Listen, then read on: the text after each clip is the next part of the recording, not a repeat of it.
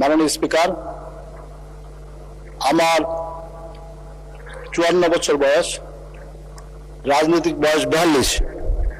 এই 42 বছরের উত্থান পতনের মধ্য দিয়ে আজকের বাংলাদেশের এই পবিত্র মহা পার্লামেন্টে বা সংসদে আমাকে শরীয়তপুরের মানুষ ভালোবেসে, আমাদের প্রিয় নেতা জনাব তারেক রহমানকে ভালোবেসে, আমাদের প্রিয় নেতা জনাব শহীদ প্রেসিডেন্ট জিয়া রহমানকে ভালোবেসে, দেশ নেত্রী বেগম খালেদা জিয়াকে ভালোবেসে আমাদের শরীয়তপুরের ইতিহাসে আমাদের শরীয়তপুর জেলার 3টি আসন মাননীয় প্রধানমন্ত্রীকে উপহার দিয়েছেন।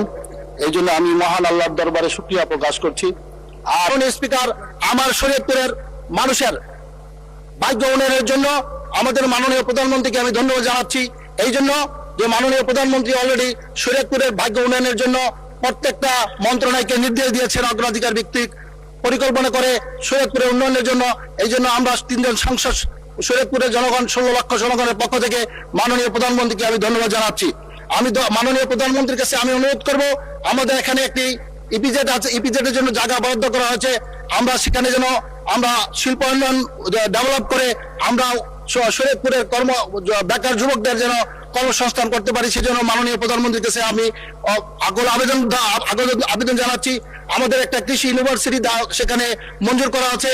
আমি মাননীয় প্রধানমন্ত্রীকে অনুরোধ করব, আমাদের সেই অচিরে কিছু বিশ্ববিদ্যালয়ের কাজটা শুরু করার জন্য আমি মাননীয় প্রধানমন্ত্রীর কাছে অনুরোধ করব।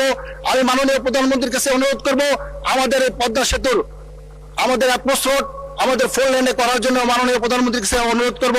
আমি পরিশেষে আল্লাহর কাছে শুকরিয়া প্রকাশ করব। আমি সবাইকে ধন্যবাদ জানিয়ে আবারও মাননীয় প্রধানমন্ত্রীকে ধন্যবাদ জানাবো এই জন্য যে মাননীয় প্রধানমন্ত্রী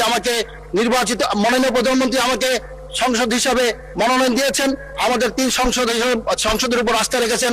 জনগণ শরীয়তপুরের জনগণ মাননীয় প্রধানমন্ত্রীর উপর আস্থা রেখে আমাদের 3 জনকে সংসদ সদস্য হিসেবে নির্বাচিত করেছেন। আমি মাননীয় প্রধানমন্ত্রীর প্রতি কৃতজ্ঞতা প্রকাশ করব। অসংখ্য ধন্যবাদ মাননীয় সদস্য, অসংখ্য ধন্যবাদ।